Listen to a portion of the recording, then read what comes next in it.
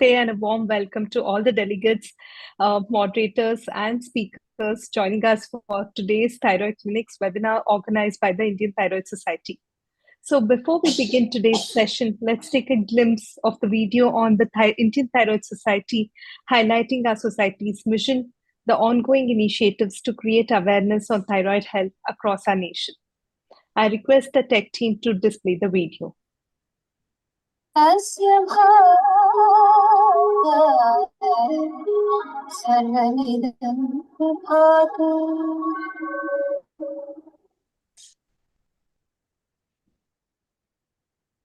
Thank you, tech team. So today we are delighted to have an esteemed panel of experts with us this evening to discuss very important and very rare clinical cases and the evolving role of nuclear medicine in the management of thyroid disease, both in terms of hyperthyroidism and differentiated thyroid cancer. So before we begin, let's take a moment to acknowledge the leadership of our Indian Thyroid Society, our President, Dr. Narendra Kotwal sir, President-elect Dr. Pramila Kalra Madam, Secretary Dr. Arun Sir, Treasurer Dr. Mini Ma'am, and our EC member Dr. Roma Pradhan Madam, who is also the convener of the Indian Thyroid Society Thyroid Clinics webinar. So a special mention to our dedicated coordinators, Dr. Chitra Ma'am and Dr. Vijay Reddy Sir, for curating this evening's program as well. So before we proceed further, a very short announcement is to be made.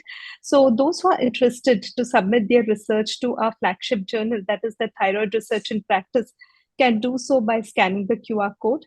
And those who are interested to become reviewers for the Thyroid Research in Practice can again do so by scanning the QR code displayed. So this will help you sign up as a reviewer.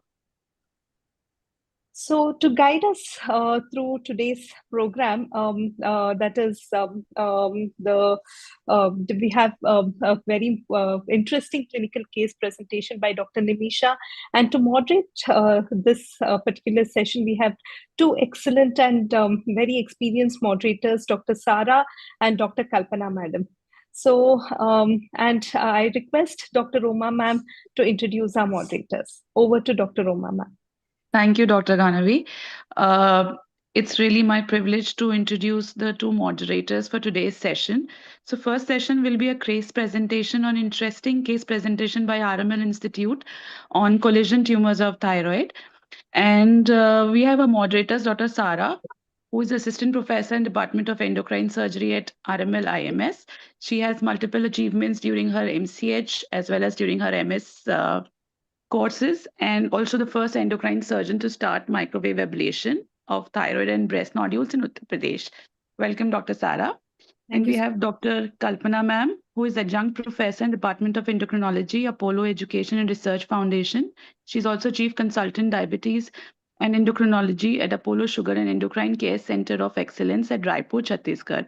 She has a number of publications to herself and also speaker of national and international forum. Welcome, ma'am. So, thank you. And yeah, thank you.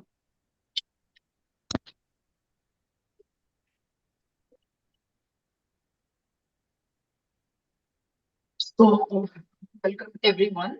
So, this is Dr. Kalpana Das. Thank you, Indian Thyroid Society and the Thyroid Clinics. So, we'll be conducting a case discussion today.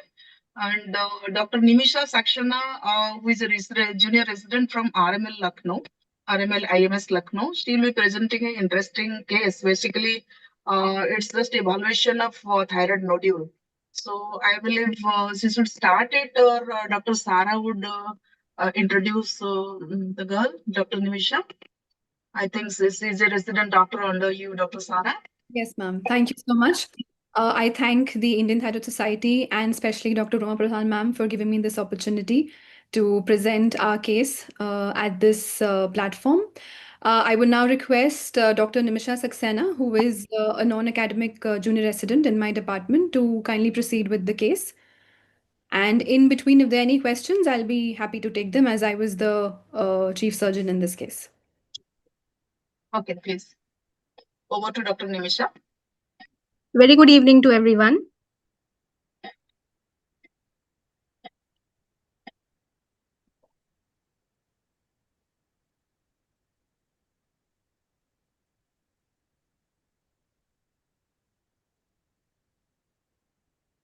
Is my slides are visible?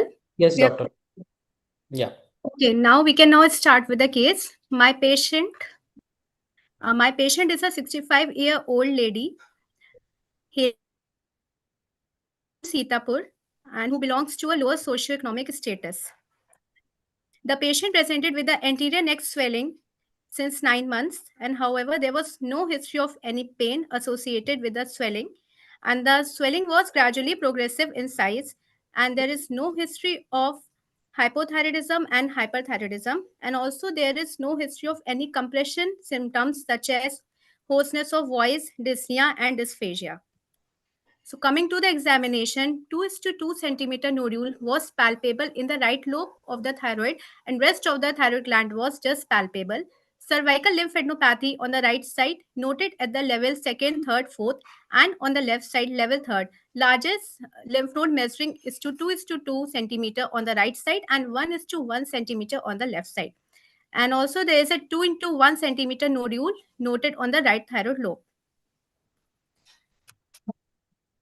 So because the patient had a thyroid nodule on the right side and a multiple cervical lymphadenopathy present, so in view of this, we have done an high resolution ultrasonography neck suggestive of right nodule measuring 1.5 into 1.6 centimeter TIRADES 4 and the left nodule measuring 17.9 into 1.3 centimeter TIRADES 3. Solitary oval-shaped smooth vault in large nodes, right posterior upper neck region internally coarse solid mass size measuring 21.1 into 14.0 millimeters. Impression, medium-sized thyroid lobe nodule with intralesional flow and degenerative cystic with calcific changes bilaterally. Nimisha, And there's also can I ask Yeah. you to sometime? I think there's been a typographical error. The left nodule is Yeah, that's right. It's a big, huge size, 17.9 centimeter. Yeah. Must be millimeter. Yeah, it's millimeter. Yeah. Okay, Nimisha, you can proceed. okay. Cytopathology was done, which was suggestive of medullary thyroid carcinoma, Bethesda category 6 malignant. Investigation was done. So we have done serum calcitonin, that is 1198 picogram per milliliter, which is very much high. After that, we done serum CEA, that is 198 nanogram per milliliter, and intact PTH, that is normal 45.90, and the urine normetanephrine and metanephrine levels are normal. CCT neck was done. Left lobe is bulky with heterogeneously enhancing lesion within measuring 2 is to 6 centimeter. Similar morphology lesions are also seen in right lobe of thyroid measuring 1 is to 1 centimeter. Enlarged cervical lymph nodes, they are seen on the right side at levels 2, 3, 4, and the largest measuring 1.8 into 1.7 on the right side at level 2. Impression, thyroid lobe lesion as described with cervical lymphadenopathy. These are the CCT pictures showing the thyroid nodule, right thyroid nodule. And in second picture, there is a cervical lymphadenopathy. FDG PET scan was done, suggestive of mildly metabolic active nodule in the upper pole of the left thyroid lobe, likely primary neoplastic lesion with multiple metabolically inactive nodules in the bilateral lobes of the thyroid gland. Metabolically active to inactive avid right cervical lymphadenopathy level 2, 3, 4, and 5, likely metastatic. Both lobes of the thyroid glands are enlarged left more than the right. An FDG avid hypodense nodule is noted in the upper pole of the left thyroid lobe. So coming to the diagnosis we made is medullary thyroid carcinoma with bilateral cervical lymphadenopathy. The plan is to go ahead with the total thyroidectomy with bilateral CCLND with bilateral MRND level 2 to 5. The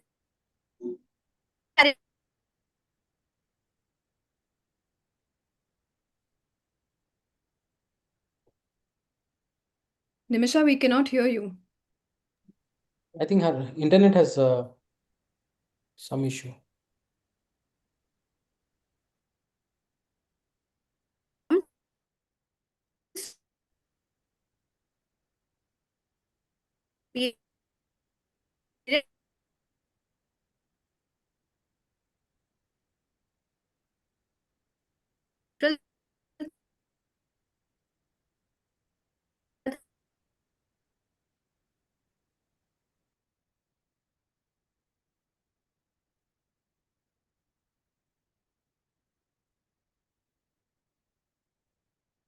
preserved.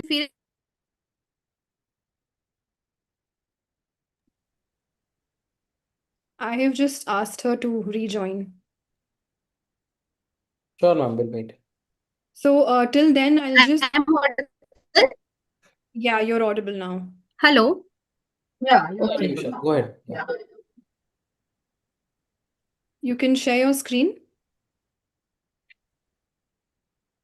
Screen is visible now.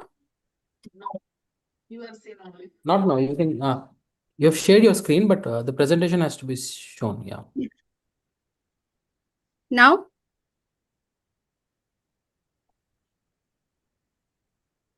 Yeah. Now you can see. Yeah. Yes, You, Nimisha, go ahead. Nimisha, you need to go back to the so coming to the operative steps. Right. Yeah. okay.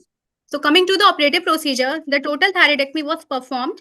Superior bilateral parathyroid glands were preserved. Right inferior parathyroid gland was auto-transplanted in the right sternocleidomastoid. Bilateral CCLND performed. Bilateral recurrent laryngeal nerve preserved. One lymph node was found adherent to the recurrent laryngeal nerve, which was shaved off, and the clip was placed in view of the R2 resection. Right MRND was performed and left SLND was performed. So coming to the post-operative, the post-op period was uneventful. The patient developed biochemical hypocalcemia, however, which was managed with the oral calcium and vitamin D supplementations.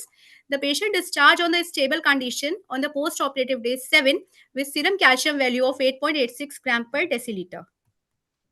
So coming to the histopath, right lobe is MTC PT1N1B and the left lobe is PTC, that is PT1M0.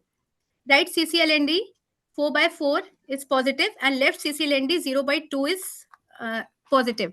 Left SLND it was done and right SLND was done in which 13 by 27 is positive and left SLND 0 by 3. So this is a histopathology slides of the papillary thyroid carcinoma.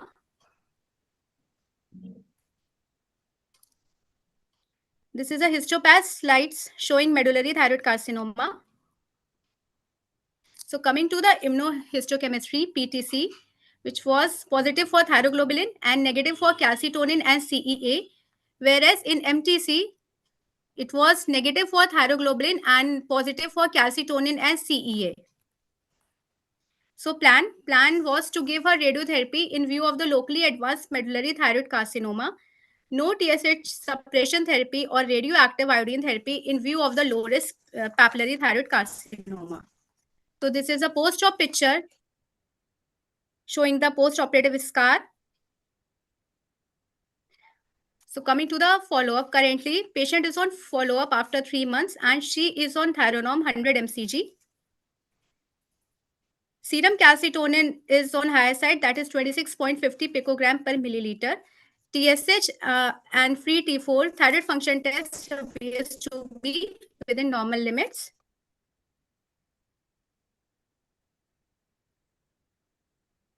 We have also done the serum CEA. The report was awaited. Thank you from the Department of the Endocrine Surgery and Dr. RML IMS Lucknow. Now, I ask my moderator, Dr. Sara Idris, ma'am, who is the surgeon of this case, to kindly take up and review of the literature. Thank you, Nimisha. I would like to just make a few clarifications. So initially, because we had done FNAC from the right thyroid nodule, which was the most suspicious lesion, Tyrad's 4 lesion, which showed MTC, and the serum calcitonin levels were elevated by more than 1000 picogram per ml. So ideally, in such a scenario, what we could have done was a gallium dotanox scan to see for the metastasis. However, at that point of time in our institute, the gallium dotanox was not available, and therefore we have done an FDG PET in this case. Also, preoperatively, the ideal was bilateral vocal cord mobile. It showed bilateral vocal cord mobile. However, when I was doing the surgery, there was a big node which was adherent to the rectal laryngeal nerve on the right side. And because the nerve was functional, it wasn't advisable to resect or sacrifice the nerve. Therefore, the node was shaved off, and we've placed a clip there so that it's more easier for the radiotherapist to focus the radiation at that particular region.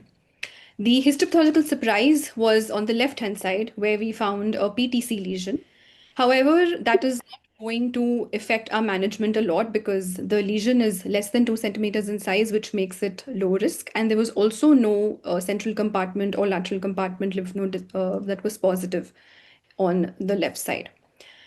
Now I would move on to the review of literature. Dr. Sarah, are you sharing any screen? We are not able to see that.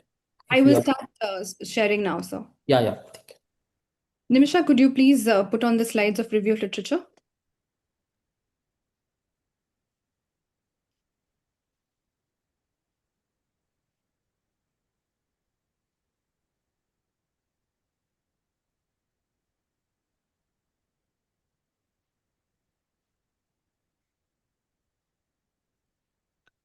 Next slide, please.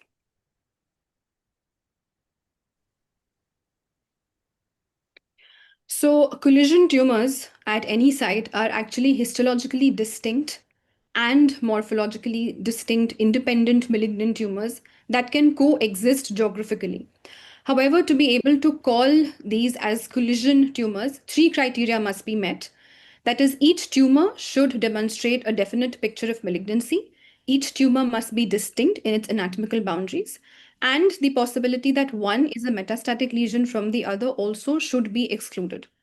This is a rare pathological finding and actually has an incidence of less than 1% of all thyroid malignancies. Next slide. The most common collision tumors of the thyroid are most commonly that of medullary and papillary carcinomas, as it was seen in this particular case. The second most common are actually squamous cell carcinoma and papillary carcinomas. The combination of follicular carcinoma and papillary carcinoma is even rarer. Next slide, please. So the theory of origin of collision tumors are 3. The first is stem cell theory, which suggests that the tumors arise from a single pluripotent precursor cell.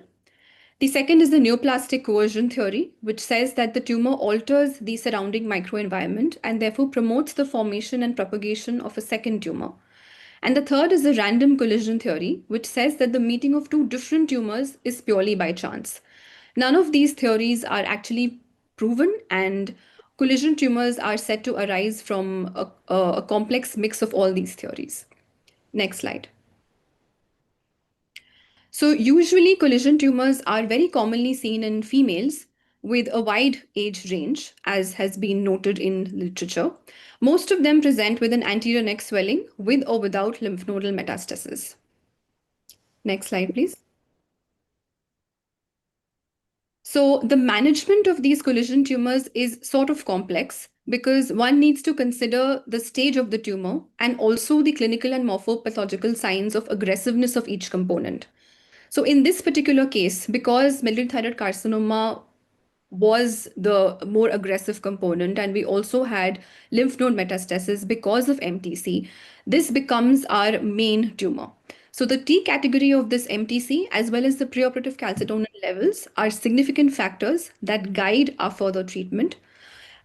For the pathologist, it is important that the International Medullary Thyroid Carcinoma Grading System is used. In our case, because the basal serum calcitonin levels were more than 1000, therefore we had planned to go ahead with bilateral CCLND and bilateral MRND.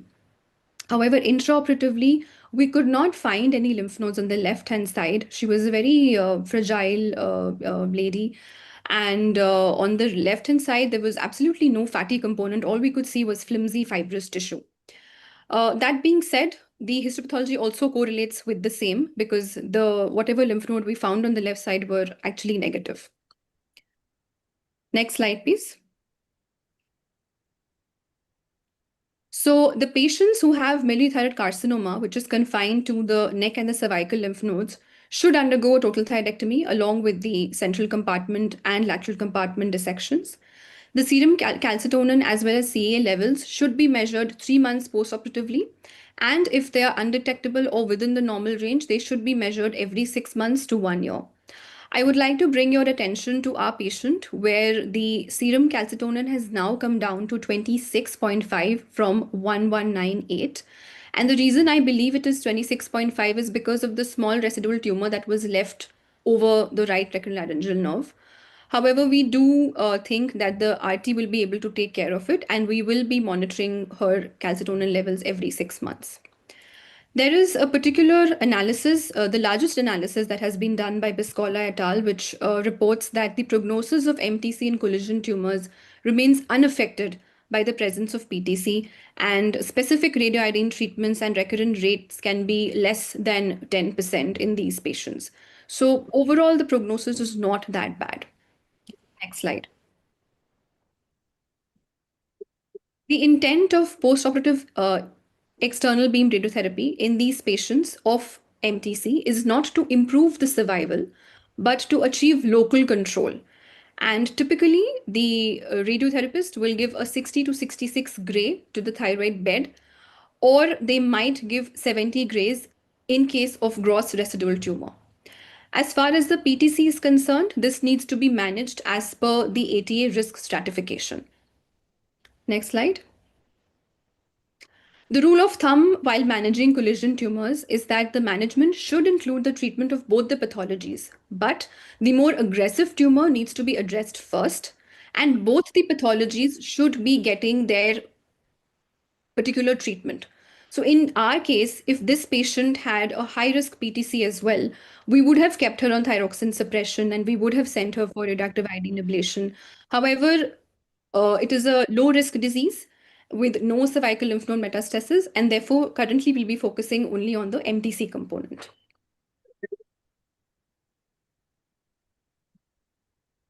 Next slide, please. I thank you from RML IMS Lucknow, and if there are any questions, I would be happy to take them. Yeah, thank you, Dr. Sara and Dr. Sakshina. I have one question. The first, at the outset, you did the FNSC of the right side. Basically, I think this patient, she presented with as a case of euthyroid multinodular goiter. So in multinodular goiter, normally we take the FNSC from multiple sides. So the first of all, you got the MTC in the right side. So did you do in the left side? Ma'am, actually, she presented with swelling in the anterior neck and the lateral neck, the lymph nodes. After that, you did the ultrasonograph, no? Right, ma'am, right. So the lesion that was noted on the left-hand side was actually a TIRADS 3 lesion. And it was less than 2.5 centimeter in size. Yes, so that's why we did not, as per the guidelines, we did not pressure upon doing the FNAC of that side. What was more important for us was to get the guided FNAC done for the nodule on the right side. Okay. And second thing, these tumors normally they're very exceptional. As you said, the prevalence is less than 1%. And normally they occur in one side of the lobe. But this has happened in both the lobes. One is in the right side and the other one is the left side. I think the PTC is in the left side and the MTC is in the right side. Right, ma'am.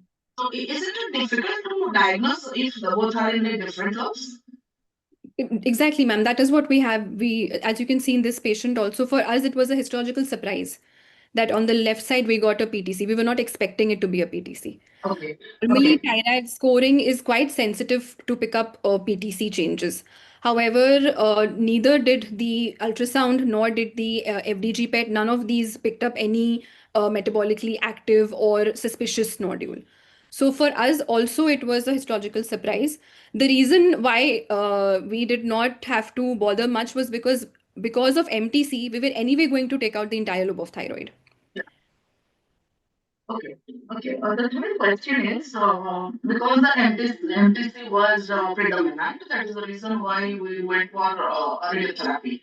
So, what about the PTC? Because that is a low grade and you don't have to go for ablation? No. Then Yes, that's just curiosity. I just yes, want to ma'am. know. So as per the ATA risk stratification, the any PTC which is measuring less than 2 centimeters in size, which is isolated and has no central or lateral lymph node metastasis, with no previous family history, is actually stratified as low risk disease. So in low risk disease, we do not need to put the patient on thyroxine suppression, and nor do we need to send the patient for radioactive iodine ablation. Had it been a more than 2 centimeter tumor, I would have definitely taken those two up. Okay. And the fourth question is how to differentiate between a collagen tumor and a mixed tumor. We do get. Exactly, ma'am. Yes, that's a very, very pertinent question, ma'am. So, in cases of collision tumor, as I mentioned, they are anatomically distinct and their IHCs also would be different. However, in a mixed tumor, in a single lesion, we'll find both the cell populations and they will stain for, suppose if it is MTC and PTC mixed tumor, so they will stain for both thyroglobulin as well as calcitonin, all of the cells. Whereas, So you really expert pathologist so that they can differentiate and distinguish. yes, ma'am, and the criteria for collision tumor is different. So each tumor has to be distinct and well circumscribed, and both the ICs should be different. Yeah, so basically there has to be a normal thyroid tissue in between those two tumors. This is also one of the criteria for collision tumor. Very interesting case presentation, very nicely managed, Sarah. I just want to ask about the left SLND that you did. So did you send the frozen section for the lymph node at that time? I did for one. I basically, it was very surprising for me because when I opened up the neck on the left side, I could find nothing. There was just flimsy fibrous tissue, but these two one single level 2 and one single level 3 lymph node was what I could see. So I had sent level 2 lymph node for frozen section, and that was reported to be negative. So then I did not send the level 3 one, and I just sent the entire specimen for histopathology along with the other lymph node. The role of all the member. One question because in our OPD we get to see a lot of multinodular goiter. With small sizes like multinodular and heterogeneity is there and non-homogeneous, small, large, so many nodules. So we go for a screening with the calcitonin and the thyroglobulin for all these patients? So, ma'am, as per the ATA guidelines, preoperative thyroglobulin and preoperative calcitonin are not advised. If we are suspecting medullary thyroid carcinoma, in that case, definitely preoperative calcitonin should be done because that works as a baseline level for us. But preoperative thyroglobulin for any multinodular goiter is not. No, we on a routine basis we don't do any for just for multinodular goiter. We will not do any anything. Then Unless, how to suspect? How to suspect? Only so the ultrasound will actually. What's the correct approach? Okay, so in case a multinodular comes, we are talking about just a multinodular goiter with no. Clinic in the periphery or anywhere, we get to see so many multinodular goiter and there's a few thyroid and small nodules, 5 grade, 2 grade, things like that. So you just pass it as multinodular goiter, use it and go. Yes, so we need to do a high resolution ultrasound of the thyroid. Okay, that is There are any suspicious lesions, that is thyroids 4 and above. okay. Lesions In that case, okay. If the thyroids 4, 5, or 6 lesion is more than 1 centimeter in size, Yeah. then these nodules have to be, if we need to do an FNAC for these nodules. And if they turn out to be malignant, we will go The ahead. next step will follow. Yes. Okay, However, for a thyroids 1 or 2 or even 3 lesion, if the size is less than 2.5, we do not need to do an FNAC. If we are planning surgery for this patient, it is our protocol that we do FNAC for all the patients so that we have a documentation that this particular patient has a colloid goiter. Yeah. And the FNAC should be done from the most suspicious nodule, which has the highest thyroid. Yes. Thank you so much. Any questions from anyone? Do we have any questions from the audience? Nice presentation and everything actually about collision because you don't get to see such kind of cases. Nice that you just revised for a long time. Ma'am, no questions from audience, ma'am. Okay. Dr. Sara, I had a question. So, usually MTC, they have a hereditary predisposition, right? So, in this patient, was there any genetic evaluation done? And do you Yeah, see, genetic testing, yeah. yeah, Okay, so in this patient, I did advise her to undergo RET mutation testing. However, we have done her under Ayushman scheme, and the patient does not have a lot of money. So uh, we haven't been able to do the genetic test for her. However, to rule out Men's syndrome, we have done intact PTH and the urinary metanephrine as well as non-metanephrine, as you must have seen, the presented by the junior resident. Apart from that, we also do not have RET IHC in our pathology department as of now. So we could not do that particular staining in this patient. Basically, this was a single tumor. And so this is also pointing towards like sporadic MTC.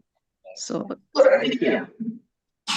Although 25% of MTCs can be hereditary, but in this particular patient, our suspicion was not that high. so do collision tumors usually have a hereditary predisposition or No. no? Okay, okay. As per the available Review of it. literature Okay, are not, mostly they have good prognosis and they're not associated with hereditary syndromes. all right.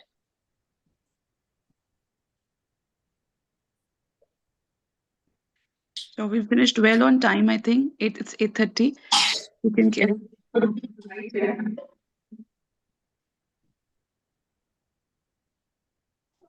Yes, ma'am. Thank you, Dr. Nimisha, for a very excellent and a crisp case presentation. And I thank Dr. Kalpana, madam, and Dr. Sara for their wonderful moderation. We are definitely honored to have both of you moderating this session today. So, thank you, ma'am. Thank you. So, we'll now move on to our next keynote talk. That is the talk by Dr. Gaurav Malhotra, sir, who will be talking on the role of nuclear medicine in diagnosis and management of hyperthyroidism and DTC. So, Dr. Gaurav Malhotra, sir, has almost more than 80 publications to his credit, and sir is the head of clinical nuclear medicine section in Radiation Medicine Center at Baba Atomic Research Center, Mumbai. Sir also has edited more than 100 papers and has reviewed about 267 papers. So, with sir's expertise, so we'll move on to the talk on the role of nuclear medicine in the imaging as well as the management of DTCs and hyperthyroidism. So over to Dr. Malhotra, sir. Thank you. Can you hear me? And are my Yes, sir. slides Yes, visible? sir. Yes, sir. Yes. Okay. Thank you for your kind introduction. So I'll start my presentation. Is that fine?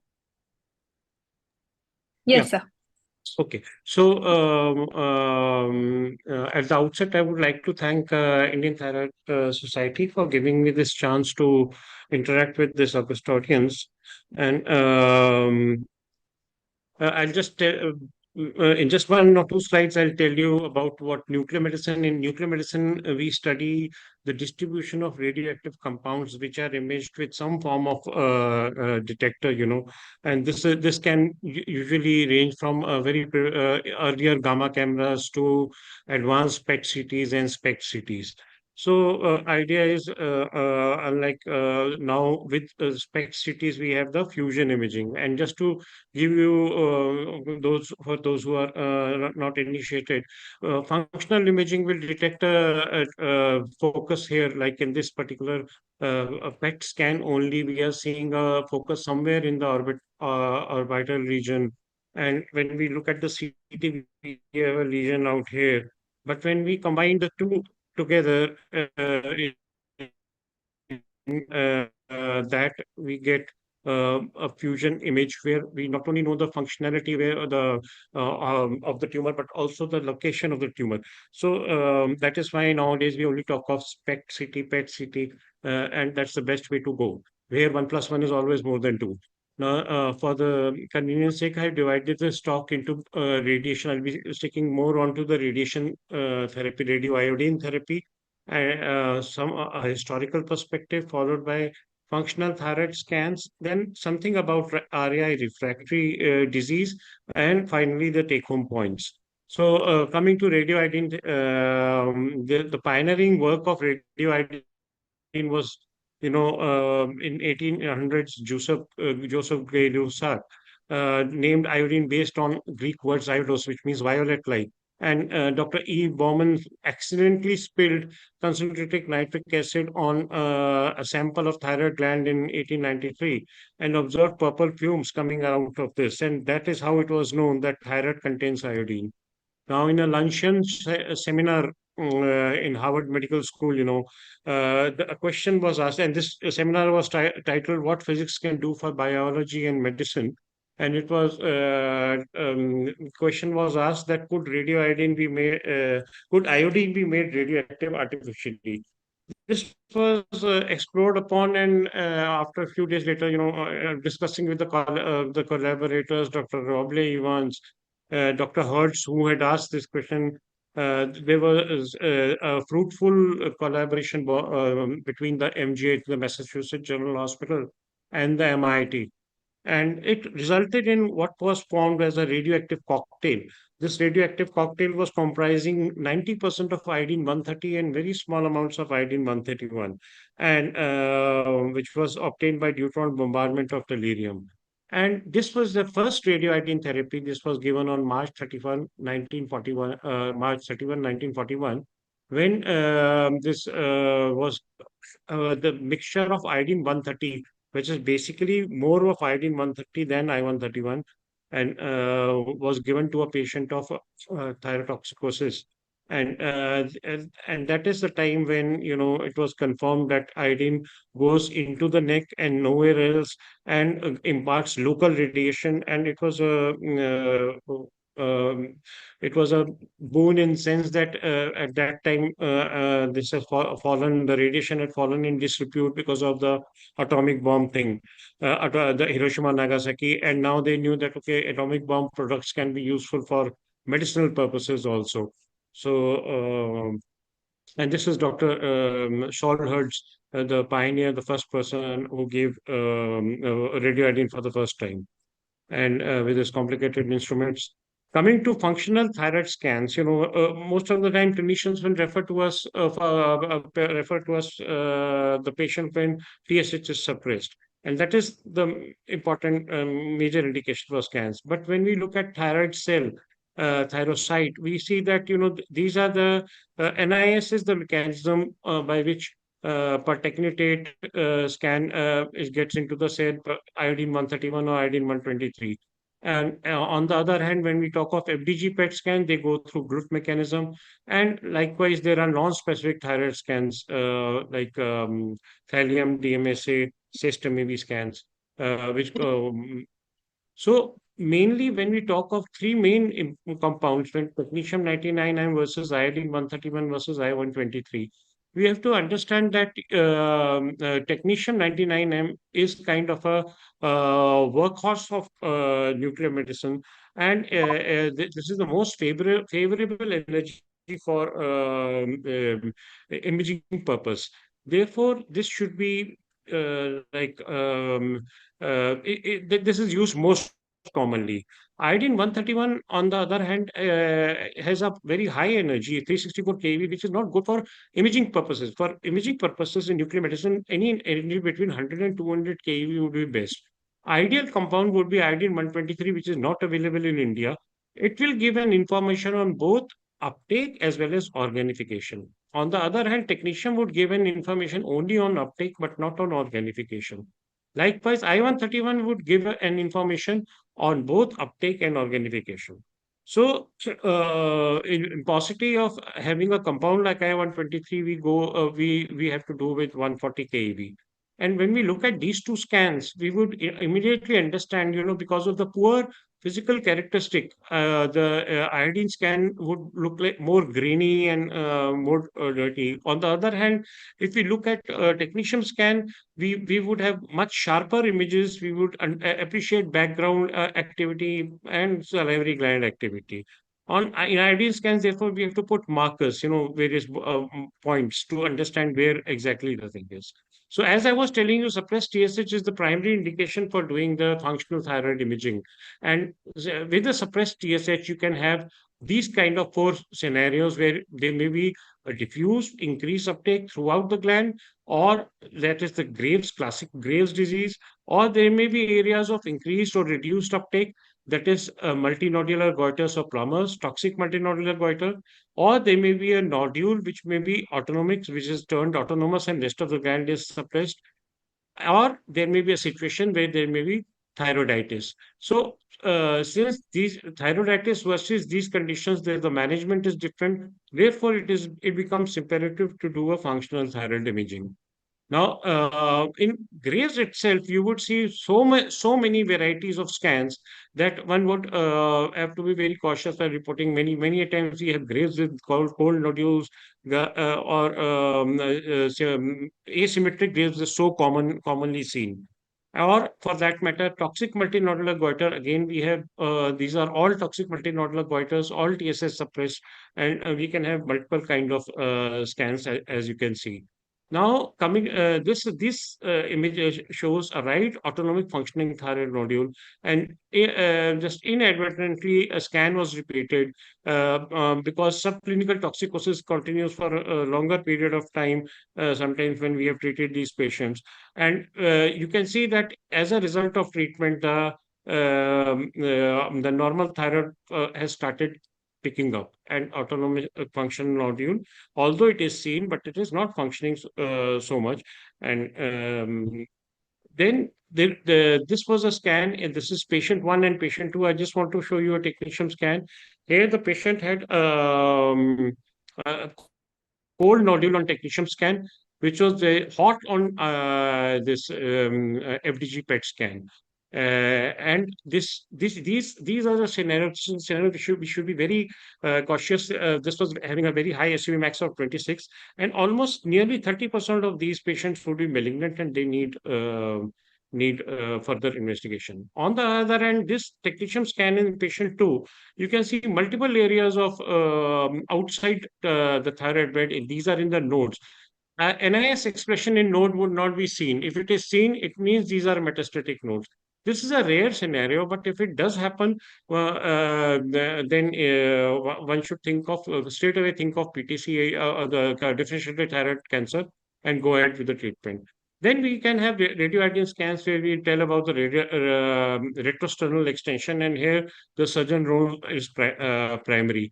And also, we must be very cautious when we are doing these scans to see this is iodine scan with the cold nodule, but a lot of breast uptake because of the lactation. Likewise, in RAI scans, in lactation or post-lactation scenario, there can be a lot of breast uptake. So we should give enough time for involution to take place, because we don't want radioactivity going into the non-targeted areas. And is there an indication for a functional thyroid scan in a euthyroid MNG? This If we look at this sonography, we have these hypoechoic areas, which are the ones which will yield best result of FNA. This is the third nodule out here, which is cold or functionally cold nodule. So, in this is probably the only scenario where euthyroid MNG, where you would have a role of technetium scan. There can be rare instances like this in which we have functional. There are two different cases, both of struma ovary. This was benign struma ovary patient in a patient of Graves, and there was a struma ovary out here.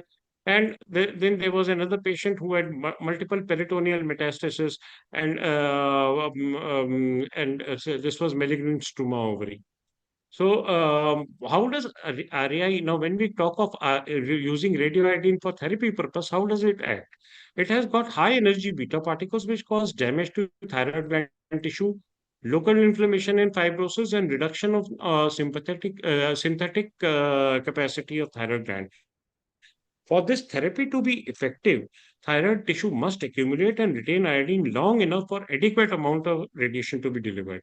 So this is how we are using iodine. It is not a single day job. The iodine will go, it has to concentrate, it has to stay in the gland, and it has to impart radiation over the period of time for adequate killing to take place. And contraindications are very clear: pregnancy and lactation, you cannot give this treatment. And approaches are like dosimetric. Either we do a dosimetry, whether it is for benign thyroid disease or for malignant. In either case, we have to dosimetry, or we give empirical treatment. But there has not been much difference between dosimetric approach or empirical treatment. Coming to capsule versus liquid formulation, again, there is not much difference from the patient perspective, but from the radiation personnel's perspective, since it is a volatile compound, liquid will give rise to radiation. Liquid will give more radiation to the radiation personals than the capsules. And the dose factor affecting dose, when we talk of toxicosis, it would be the gland size, the maximal uptake, or biological or effective half-life for iodine 131. Now, ideally, what we want is something to give like is 80 to 200 microcurie per gram of thyroid tissue, and assuming a biological half-life of 4 to 6 days, it delivers about 50 to 100 gray, and that is what we want. And higher dose require retreatment, typically 3 to 6 months. Previous treatment failure doesn't lessen the chance of successive treatment, and but treatment based on calculation, that is empirical or dosimetric, there is not much difference between the two. Coming to differentiated thyroid cancers, this I got from my friend Dr. Ritesh Agarwal. Whenever after total thyroidectomy, our role comes after total thyroidectomy, and we actually ask the surgeons whether it was a R0 resection, or it was a kind of a difficult section, or most of the time we have good surgeons like Dr. Ritesh Agarwal or Tata Hospital surgeons who give us very good total thyroidectomy. And as a result of which, when we do scans, we will have, and in our institution we are doing uptakes, and the parameter for that would be that 24-hour radioiodine uptake of around 1 to 5%. And this is something we get very commonly in our place scenarios. However, for this, we need an expert surgeon, that is for sure. And then we have to risk stratify these patients. And as per the latest 2025, we have low risk, low intermediate to high intermediate risk, and high risk patients. And the basic concept behind this is either we do a remnant ablation, whatever is remaining, or we do adjuvant therapy, or we do treatment of known metastatic disease. When we talk of remnant ablation, we would give lesser dose, and as compared to adjuvant therapy, where the concept is that we are destroying the subclinical or microscopic tissue. And in known disease means we already know about some metastatic disease patients sometimes present with metastasis. We get more such patients than other institutions because of kind of referral bias. But how much dose are we going to give for ablation? Anything between like 30 to 50 millicurie would be good for just remnant ablation, while adjuvant therapy would require 100, more than 100, or something like that, near about 100 at least. Though this is from European Thyroid Association, it is from SNMMI, that is USA, and European Association of Nuclear Medicine. So some variations would be there, but in our this institutional to institutional setup is there. Normally, we give around 50 millicurie for remnant ablation. For adjuvant therapy, we would give anywhere about 100 to 150 millicuries. And in patients with skeletal metastasis, we will go up to even more than 200 millicuries to 250 millicuries. While in lung metastasis, we would restrict our dose to around 200 millicuries, because we do not want 24 to 48 hour uptake of dose more than 80 millicurie, as it poses increased risk of radiation fibrosis. So one thing is clear: low risk patients do not need radioiodine. That has been now very well established by SMBL2 trial, where they clearly showed that similar kind of 363 and 367 patients, one received 30 millicuries and another no RI treatment, and in a patient without 3-year composite primary endpoint, and there was no significant difference. So this has kind of given a stamp that low risk patients are not to be treated, and we do not treat them as well. But when we are treating intermediate risk, especially low or high intermediate risk in these patients, there adequate preparation is required where we not only we make these patients have to restrict iodine, they have to stop altroxin, or altroxin need not be started when they are coming after surgery.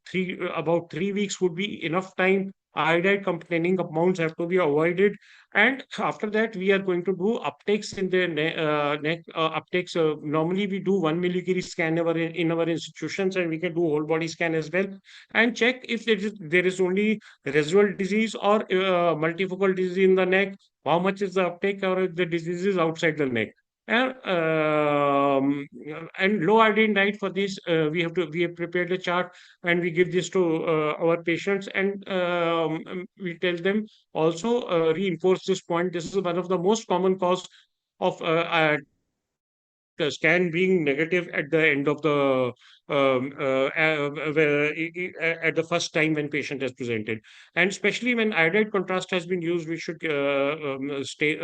wait for sufficient time. 4 to 6 weeks maybe enough. For water soluble contrast, even 3 weeks they say is okay. But since in the absence of any standardized urinary iodine uptake, it is always better that we take adequate precautions, give enough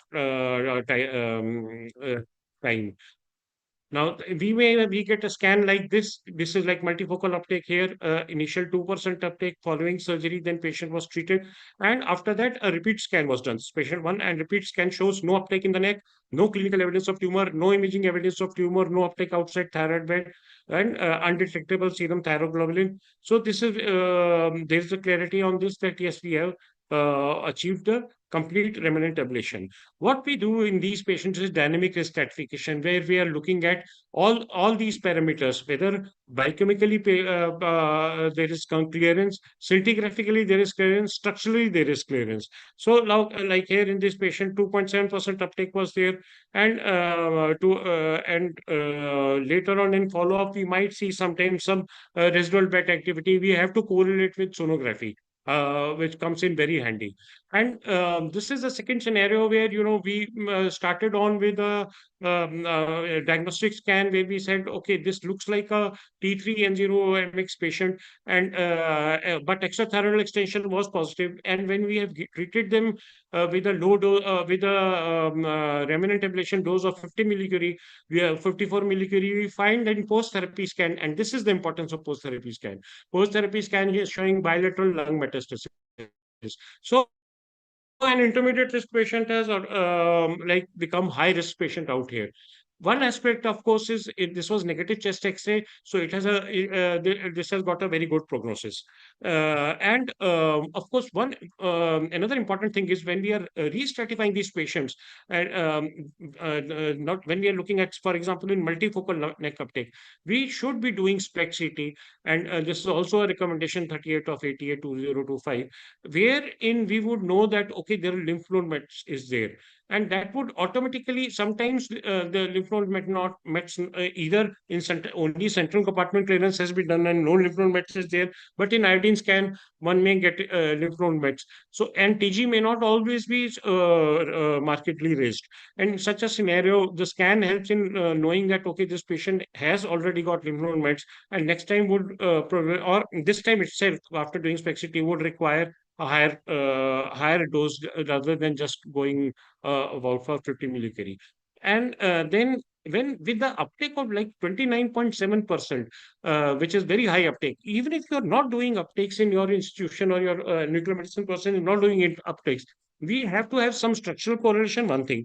And second is we should avoid treating very big tumors because beta has a range of 1 to 2 centimeter. The killing of beta kind of plateaus. So it is we want the surgeon to remove maximum of that. Howsoever we may be, trying to help the patient and you want to treat the lesion, we should avoid until unless it's genuinely not a R0 resection.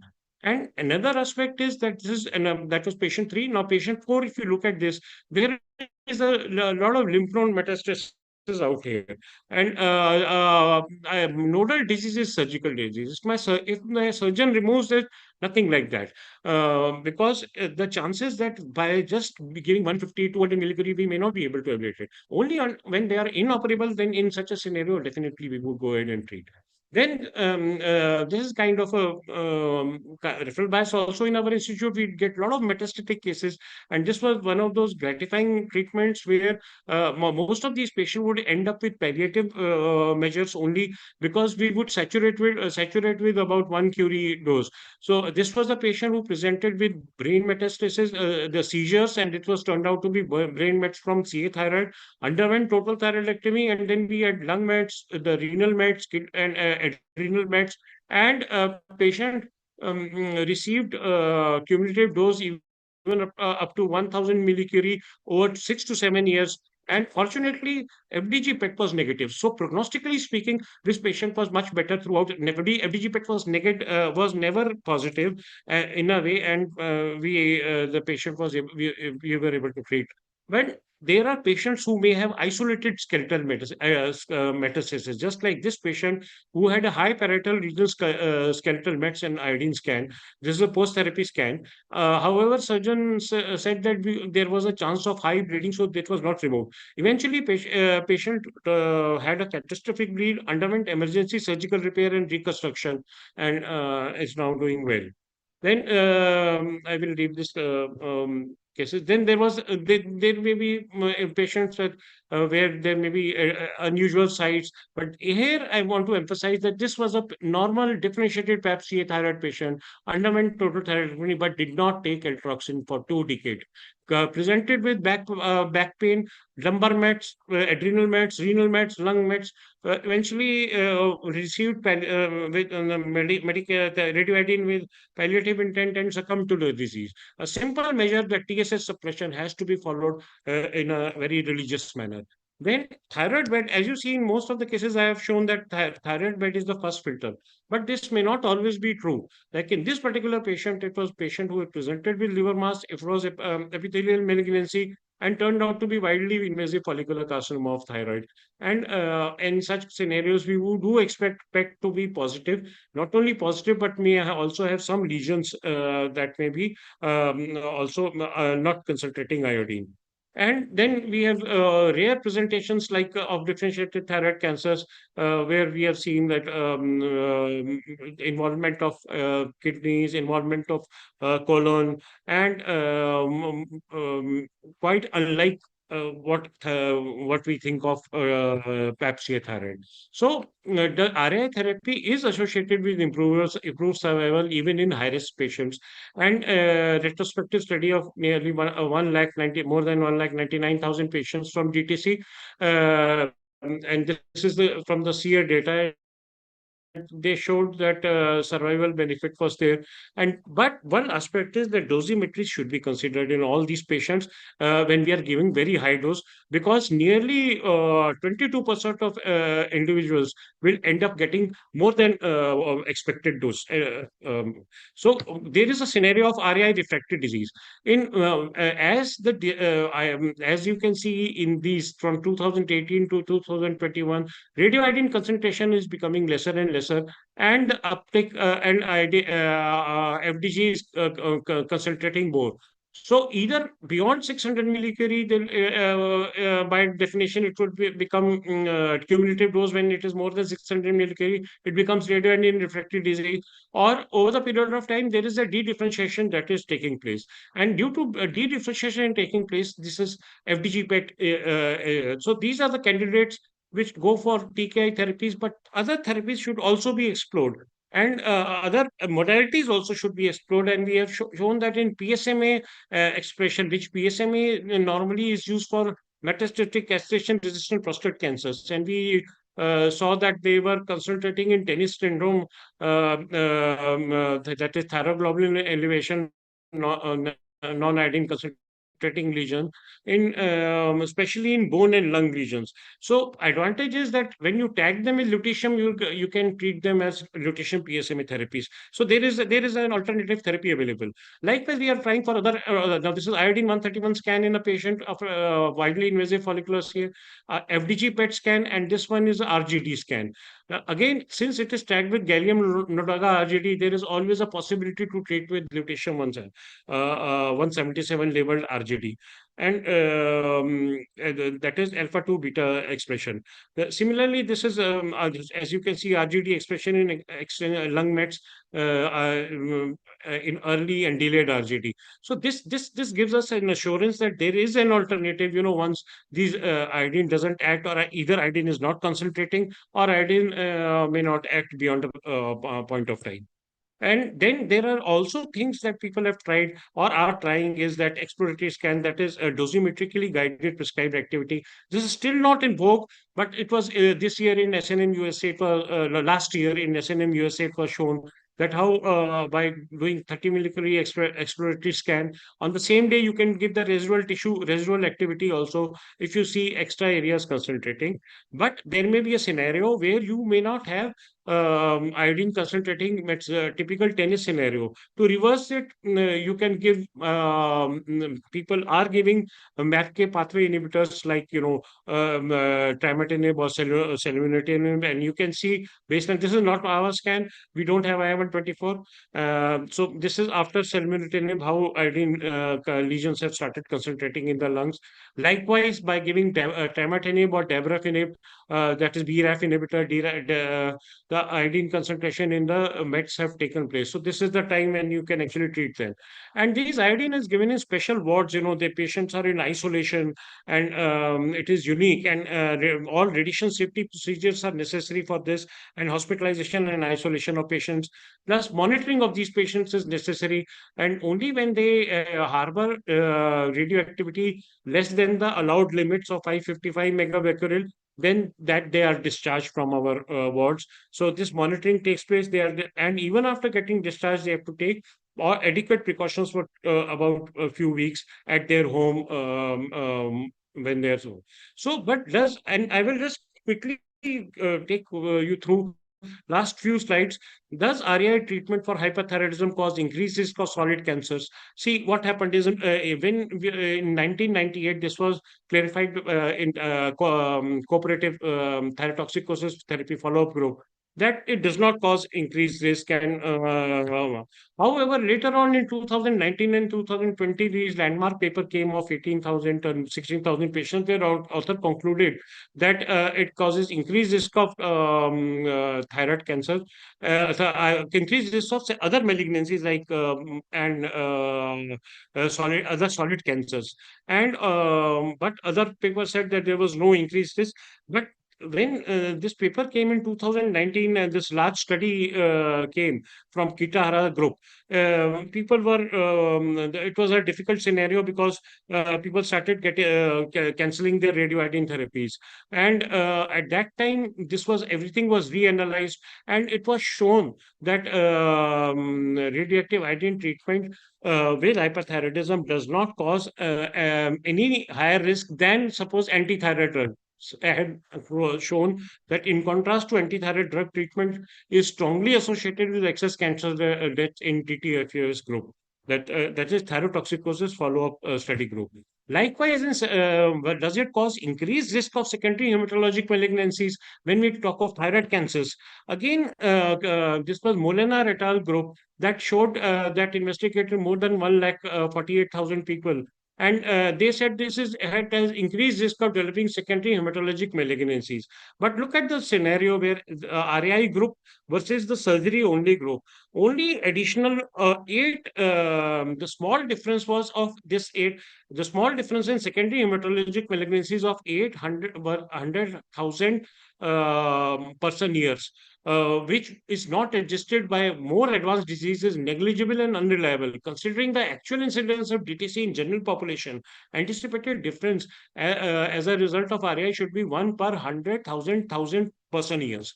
So, in fact, the Molnar data is a strong evidence in support of radioiodine therapy. Secondary hematologic malignancy risk of approximately one case per 10 million patient years. Even assuming that all these cases will result in fatality, which is hardly likely the case, RAI may still compare favorably than not giving them, especially in cases of distant metastasis. So, finally, take home points. Diagnostic imaging, technetium scan, I-131 scan, miscellaneous post-thyroidectomy, T4 withdrawal, you can do. I have not gone into this recombinant TSH. We can give that also. Large dose, large dose scans, they are helpful. Post therapy scans have additional values. Basically, it's a case based approach. Dynamic risk stratification is done. Low risk patients are not to be treated. IDN 131 spec should be frivolously used where required. Intermediate risk patient, there is evidence is in favor of radioiodine therapy. Post therapy scans are more sensitive. They need to detection of additional lesions. High-risk patients escalating RAI dose depending on extent of involvement, but it does improve, dramatically improves quality of life, though complete remission is rare. Functional scan provide pathophysiological information guiding patient management in addition to biochemicals and structure abnormalities seen in ultrasound, MRI, CT, in patients of hyperthyroidism and thyroid cancers. Radioisotope thyroids can have theranostic implications. Radioiodine therapy is time-tested treatments in 1940 and is to stay and benefit many more. It is one of those few true radiopharmaceuticals with potential curative effect in contrast to so-called radiotracers without any pharmacological effect. Unlike other therapies, radioiodine therapy is unique in management of patient from administration till discharge because it requires radiation safety of all precautions and effective tool. It is effective tool for controlling benign and malignant disease. Thank you for your patient listening. I would be ready to take any questions.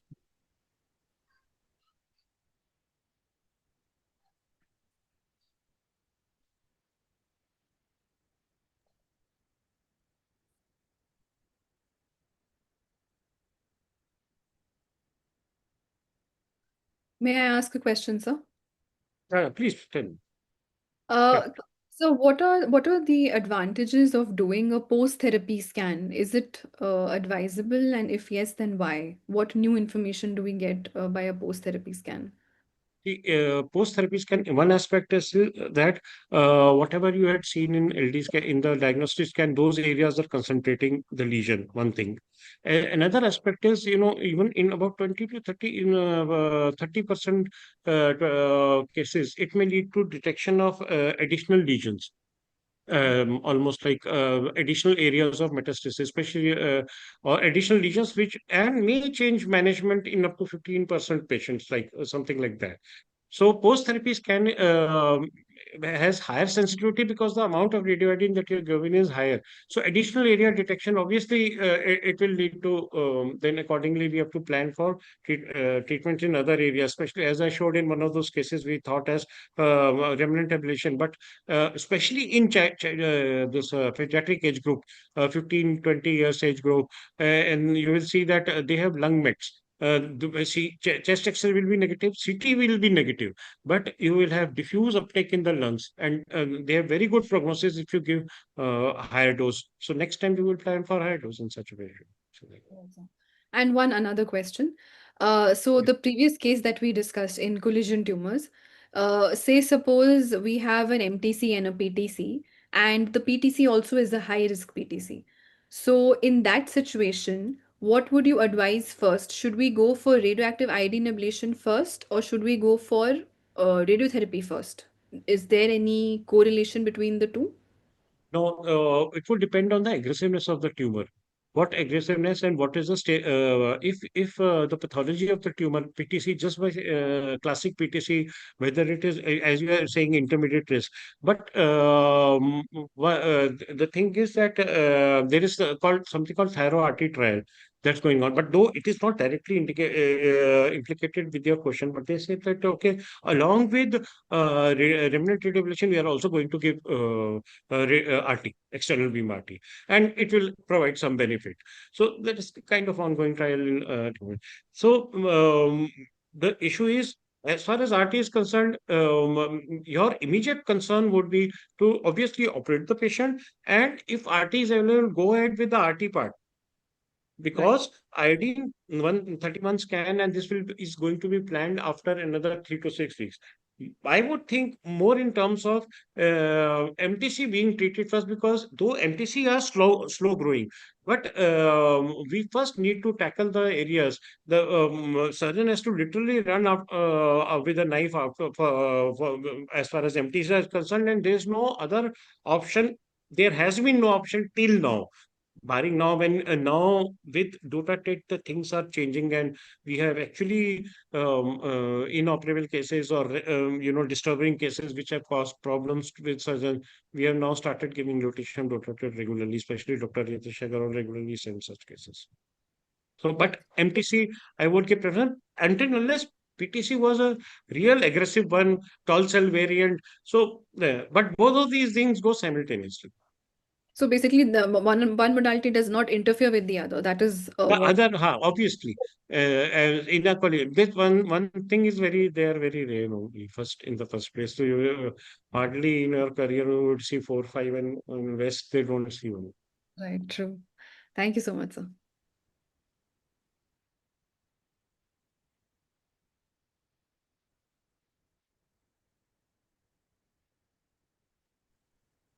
Ma'am, let's move on, ma'am. Yeah. Yeah, sure. Ma'am, is there any question, ma'am? No, I don't have any question. If anyone is I could hear. Yes, ma'am. What? I don't have any question. Dr. Ganani, can you tell her question? No, we can Uh, move. Yeah, that's what she said. Ma'am has no questions, it seems. We can move. All right, sir. Thank you, Dr. Malhotra, sir, for such a lucid and comprehensive presentation, basically highlighting on how nuclear medicine continues to transform the thyroid management. So, a short announcement again before we proceed. So, those who are interested to submit their journal to Thyroid Research and Practice can do so by scanning the QR code. And those who are interested to become reviewers for the journal can do so by scanning this QR code, which will help you sign up as a reviewer. So moving on, now it's time to test our clinical acumen. So we'll move on to a very interactive thyroid quiz session. So our quiz master for today is Dr. Anusha Handral. I request Dr. Vijay sir to introduce Dr. Anusha, who's also my dear friend for the last 2 decades. So over to Vijay sir. Thank you, Dr. Ganavi. Now we move on to just show the rules of the quiz. So think first about the quiz rules. So to participate in the quiz, you have to click on the button, attend quiz button, given on the screen, which is being live streamed. Quiz will be conducted through a platform called Slido. So please click on the attend quiz button. When you're live streaming, it will be shown on the screen. So you're requested to use a laptop for ease of experience. Quiz will run for 5 minutes. Quizmaster will be Dr. Anusha Handral. She will be displaying the case or description of the question by screen sharing a PowerPoint file. There will be 10 questions. Each question will be available only once for 30 seconds with the timer on. Kindly do not refresh the page or go back onto the page. Next. So it's my honor to introduce the quizmaster for today, Dr. Anusha Handral, who is consultant and head Department of Endocrinology, Manipal Hospital, Whitefield. So over to you, Dr. Anusha. Shyam, people have joined. You let us know when we can start. Thank you so much, sir, for those kind introduction words. Thank you, Ganavi. First of all, I would like to thank entire Indian Thyroid Society for giving me this opportunity. So, can I share my PPT? Yes, you can Madam, share the PPT. yeah, I will but tell you when we to will start. start when the people have joined. Okay. He will let us know when to start. You can share the PPT.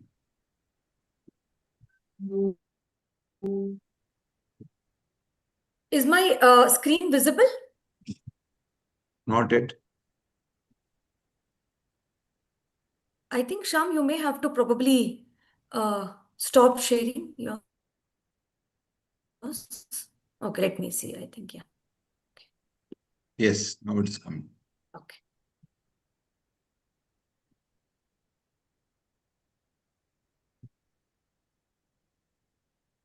Yes, now it's Okay. Yeah, so we'll wait. I'll give you the cue, ma'am, when to Okay. start. Yeah. people have to log on to the Slido platform. Just wait for 2 minutes.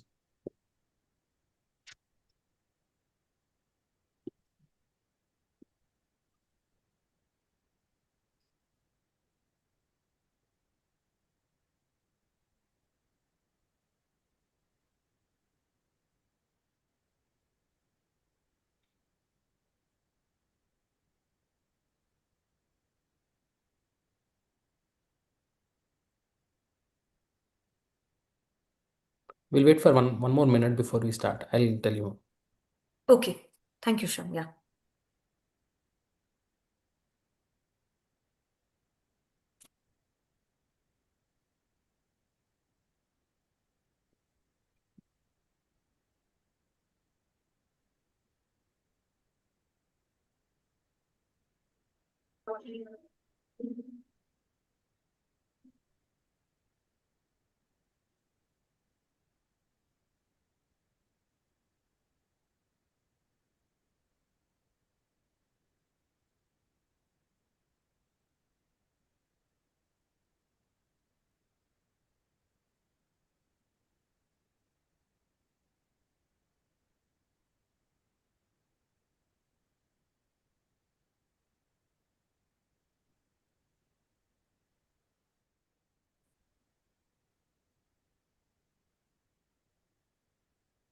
Ma'am, I think we can start now. Okay. First, we'll be starting with the DM quiz. This is the first question for today. What is the cutoff for inferior thyroid artery peak systolic velocity to differentiate between Graves' disease versus gestational thyrotoxicosis? Option number A, 20 centimeter per second, B, 30, C, 15, D, 25. These are your options.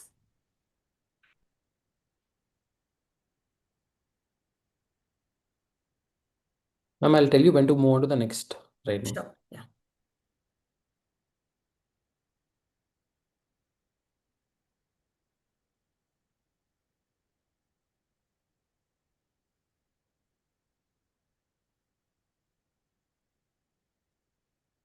Sometimes differentiating between Graves versus gestational thyrotoxicosis can be difficult because widespread availability of TRAP may not be available in periphery. So we may have to rely on ultrasound related dynamic indices like peak systolic velocity and blood flow in the thyroid gland. Ma'am, we can move on to the next question. Question number 2. All are true about hyalinizing trabecular tumor of thyroid except A, follicular origin, B, presence of nuclear inclusions, C, absent BRAF mutation, more aggressive than PTC. This is one of the rare tumor of the thyroid gland and it's very interesting.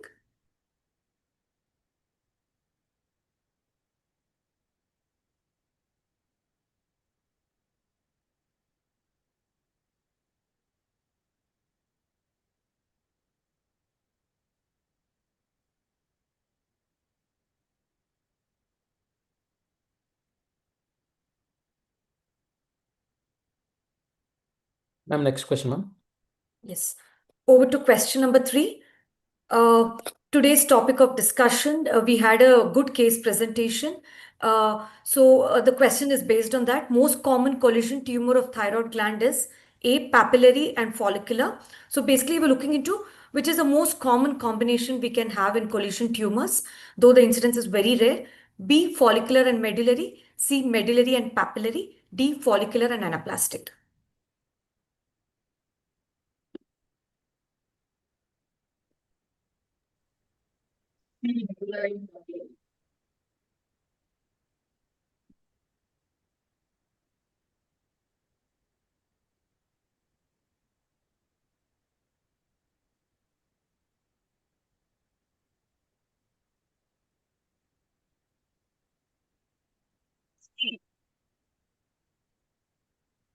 And we can move on to the next question. Okay. Moving on to question number 4. Which one of them is not true about pathogenesis of collision tumors of thyroid? I think this has been discussed by Madam, endocrine surgeon has detailedly explained this. The options are A, stem cell theory, B, multiple cell lineage theory, C. Random collision theory, D. Neoplastic coercion theory.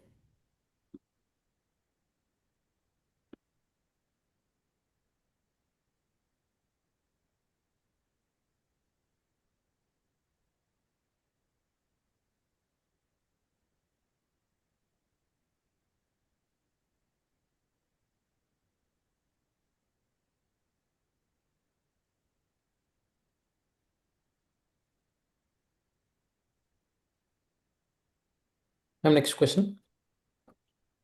Question number 5. What does stunning effect in adenine 131 imaging refer to? A. Increase uptake after diagnostic dose. B. Decrease uptake after diagnostic dose due to radiation dose. C. Image artifact. D. Physiological uptake.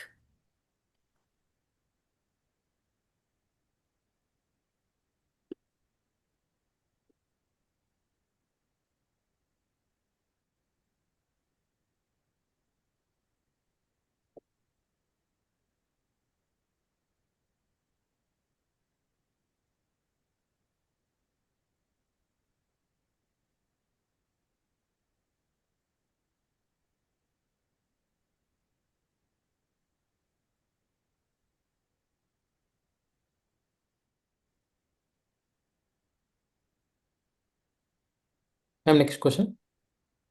Moving on to question number 6, we'll be discussing few genes associated with parathyroid cancers. Which gene mutation is most strongly implicated in parathyroid carcinoma? A. MEN1, B. RET, C. HRPT2, CDC73, D. HRPT4, CDC74. Though parathyroid carcinoma is rare, it has got a very poor prognosis. Most of them have this mutation.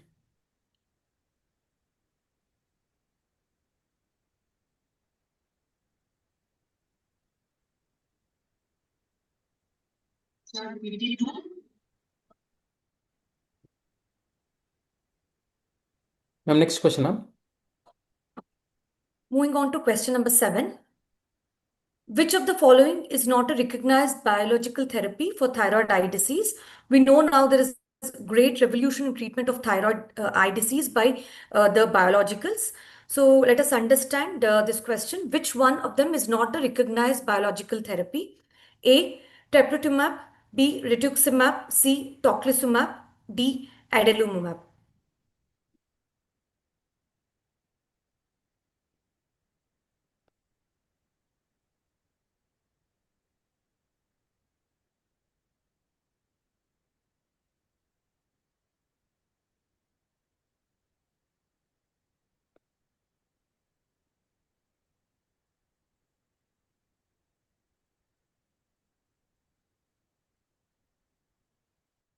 Next question. Moving on to question number 8.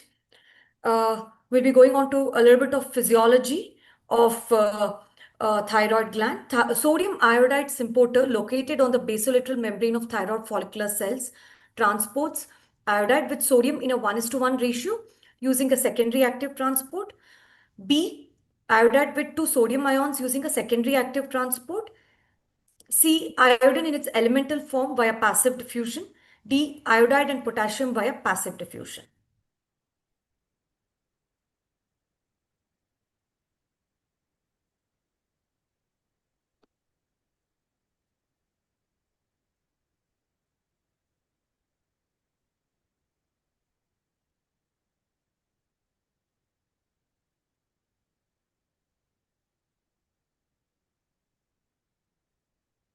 Next question. Going on to question number 9, last but one. Which gene fusion is typical of Hürthle cell carcinoma? PX8, PPRA gamma, EIF1AX, mitochondrial DNA mutation complex 1, the RET bar PTC.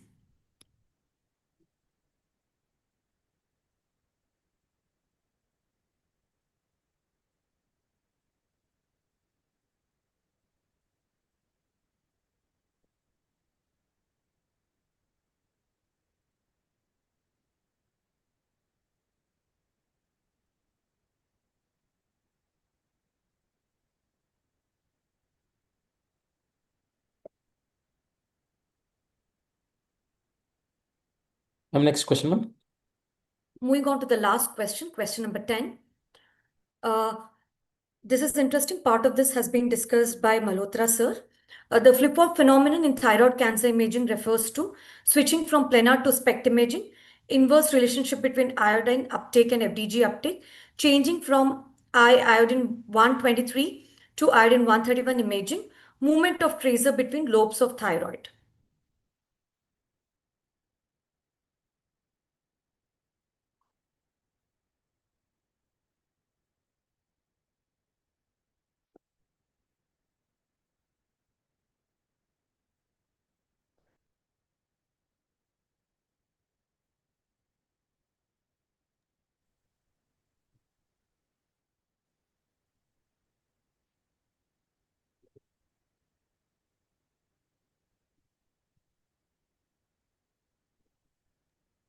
Ma'am, we are done, ma'am. Thank you Thank so you. much. Thank you, Dr. Anushka. Do let me know when. Yes, sir. Yes, I think tech team can get the results of the winners ready. Meanwhile, we can discuss the DM quiz answers, and then we can have the results of the DM quiz. Okay. Just a minute. Sure.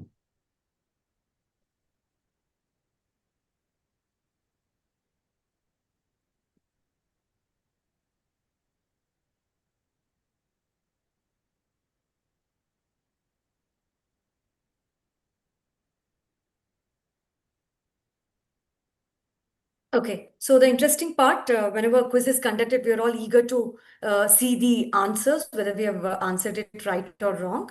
So I'll start the answer keys for the questions.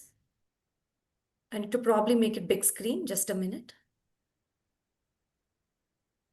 So the first question was on the cutoff for peak systolic velocity in the inferior thyroid artery to differentiate between Graves' disease versus gestational thyrotoxicosis. The answer is B, 30 centimeter per second. Now, this is being taken by from the publication in Thyroid Research and Practice Journal, where they looked into the inferior thyroid artery peak systolic velocity, which has a good sensitivity and specificity. And I think about 30 centimeter per second had an excellent value in differentiating between two. So this has been picked up from the abstract which was submitted to Thyroid Research and Practice, and it has been published. Going on to the second question, this is about the hyalinizing trabecular tumor of thyroid. This is quite rare and a very interesting tumor because its histopathology is quite similar to PTC. So the answer to this question is D, more aggressive than PTC. This is not correct with hyalinizing trabecular tumor. Again, this question has been picked up from the publication in Thyroid Research and Practice Journal. So, hyalinizing trabecular tumor actually earlier was called as trabecular adenoma because it is quite benign in nature. The histopathology mimics quite similar, especially the nuclear features mimics papillary thyroid carcinoma. But it doesn't have BRAF mutation. It's definitely from originating from the follicular cell. It has a benign pathology. Coming on to question number 3, most common collision tumor of thyroid gland. Though we know that the collision tumors are quite rare, the answer to this is most commonly seen are medullary and papillary carcinoma of thyroid. This was again seen even in the case of discussion which we had. So collision tumors, most commonly what we see is the combination of papillary and medullary carcinomas. Rest of the combinations are very rare. Anaplastic association with collision tumor is very rare. There are only few case reports. So the most common is the combination of papillary and medullary cancers. Now, we had a question about pathogenesis of collision tumors of thyroid. The wrong answer here is multiple cell lineage theory. There is nothing like multiple cell lineage theory. So, there are basically 3 theories which are postulated to understand why a person gets a collision tumor. Most commonly, it's because of the stem cell theory, where the tumors arise from a single pluripotent precursor cell. There is a neoplastic theory which states the formation of growth of one tumor alters the microenvironment and promotes the occurrence of a second tumor. And finally, a random collision theory that two different tumors can purely occur by chance. Right? There is no single theory which has been completely explaining the genesis. Most commonly, people say it's the stem cell theory.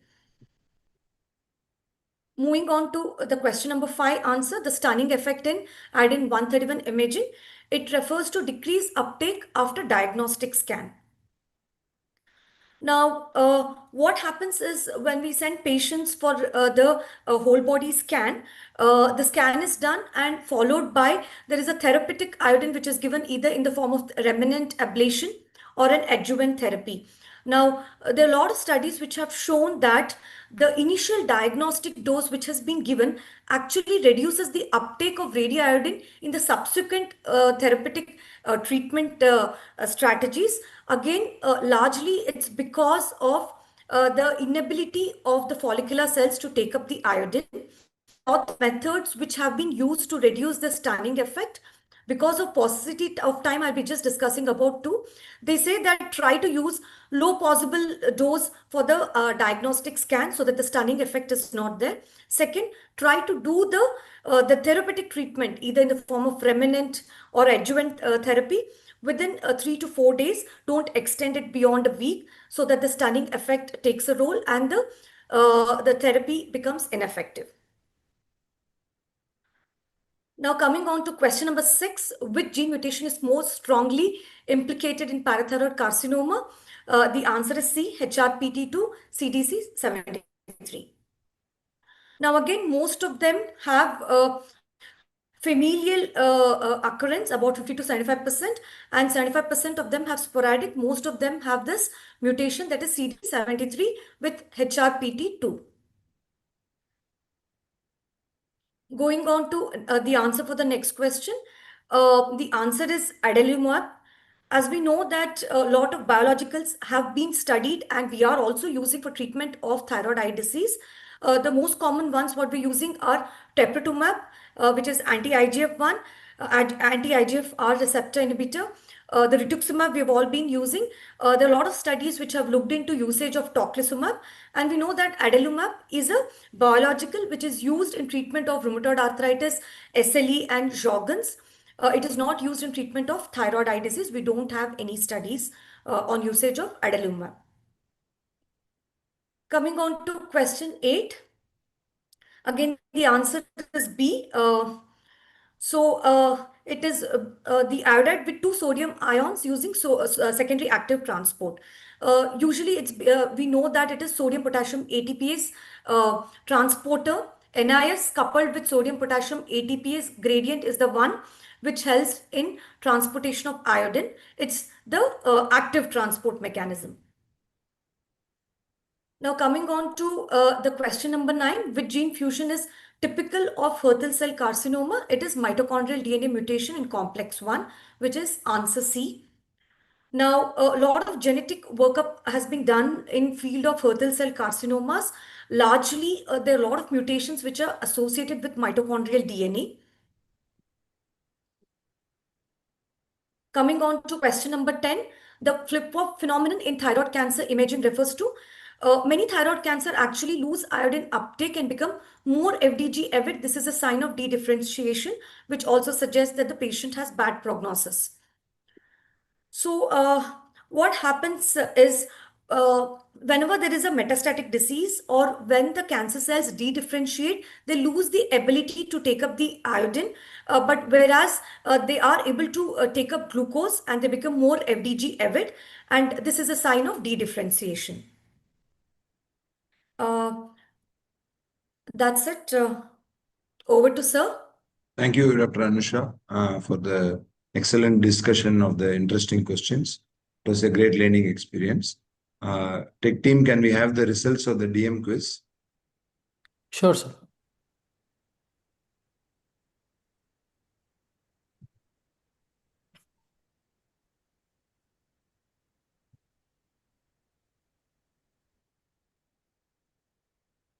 So the winners are first prize goes to Dr. Mithun Ram, Second is Dr. Shravani, and third is K. I think the team will find out and congratulate all the three winners of the quiz. So you will get a certificate of appreciation from the Indian Thyroid Society by email. So next we will have a discussion of the practitioners quiz, which was already conducted online. So we'll see the questions and then we'll declare the results of the winners. Dr. Anusha. Yeah, thank you, sir. So congratulating all the DM quiz winners, we'll be going on to the answer key for the practitioners quiz, which we had in the last week.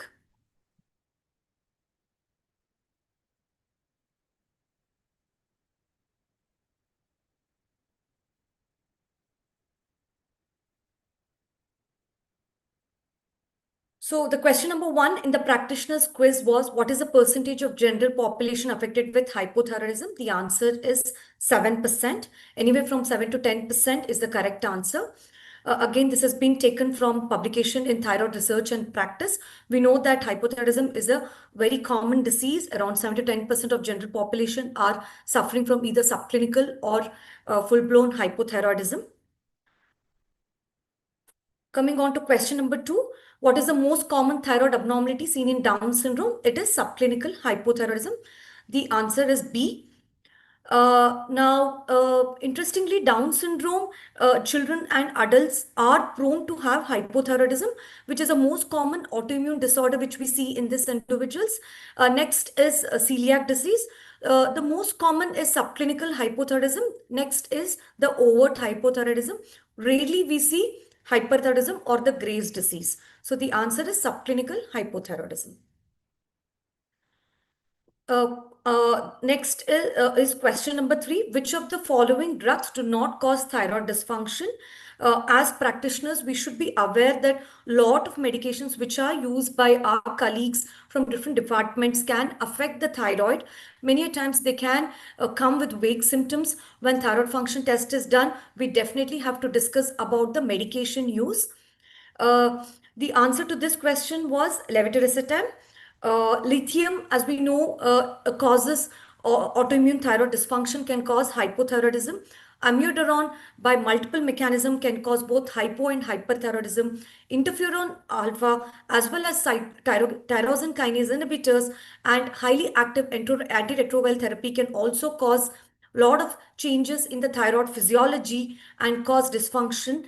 In terms of hypo or hyperthyroidism, thyroiditis can be there, or they can precipitate autoimmune hypothyroidism or Graves. So history is very important for any patient who comes and visits us for a deranged thyroid function test report, or when we are called to see the patient in the ICU or in the ward setting. We had question number 4. Following features does not differentiate Graves' disease from gestational thyrotoxicosis. So many a times we do not have access to ultrasound as well as TRAP, but it is important to note that any pregnant mother having goiter with thyroid eye disease, definitely we should consider Graves. If we have an access to a lab where they can do a TSH receptor antibody, then if a TRAP comes positive, probably it is Graves. Definitely, as I earlier discussed, we can use the ultrasound. We can understand the peak systolic velocity in the inferior thyroid artery and see whether it is the Graves or the gestational thyrotoxicosis. Remember, we cannot do any nuclear medicine scan during pregnancy or lactation.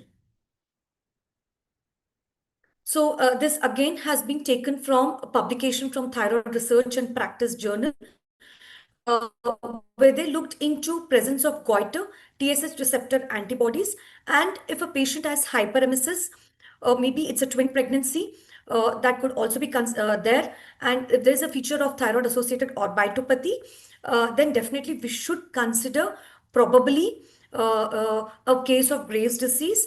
If patient has hyperemesis, that probably it could be a part of gestational thyrotoxicosis. Now coming on to question number 5. This is a very interesting question. This question was asked to us many times during my DM rounds as well as during the OPD rounds. Which is not the reasons for resistance to infection in thyroid gland? We know that we see a lot of patients with sinusitis, pneumonias, lung abscess, but have you ever thought why we don't see thyroid abscess very common, right? It's very rare to see one. So the options were a rich blood supply and lymphatic drainage, number A. B, high glandular content of iodine, which can be bactericidal. Separation of the gland by facial planes from other nearby vital structures of the neck. D, high concentration of B and T cells. The answer is D. Now, this again has been taken from Thyroid Research and Practice Journal. The case report was acute suppurative thyroiditis, an unusual complication. This has been published by seniors, Partho sir. So the discussion is the thyroid gland is actually very well resistant to infection, largely because it is vascular and has a good lymphatic drainage, and high content of iodine, which is known to be bactericidal. And there is generation of hydrogen peroxide inside the gland, which helps in synthesis of thyroid hormone, as we usually know, that inhibits the bacterial proliferation. And there is a good separation of the gland by facial planes from other nearby vital structures of the neck. So the suppurative thyroiditis is very rare. Bacterial infection in the thyroid gland is very rare because of following reasons. Now, again, we had a good discussion about the nuclear medicine imaging. The radioactive iodine uptake in subacute thyroiditis is A, increased, B, decreased, C, normal, D, variable. The answer is decrease. Many a times it becomes difficult to distinguish subacute thyroiditis from Graves' disease. There are few pointers in the initial history. History of fever, pain in the neck, tenderness on palpation. Definitely there will be not no goiter in patients with thyroiditis. It is a short history. If you have access to the nuclear medicine scans, please, you can go ahead and do the scan, 99 technetium scan of thyroid. Clearly, thyroiditis, there will be decreased uptake, whereas Graves' disease, there will be increased uptake. Now, coming on to question number 7, which of the following dietary components may interfere with levothyroxine absorption? I think this is one of the common questions which each and every patient asks to each and every doctor who they visit for thyroid-related treatment. A, soy products, B, rice, C, fish oil, D, chicken protein. The answer is soy products. Largely because we know that the soy protein has isoflavones, which can inhibit the action of thyroid peroxidase.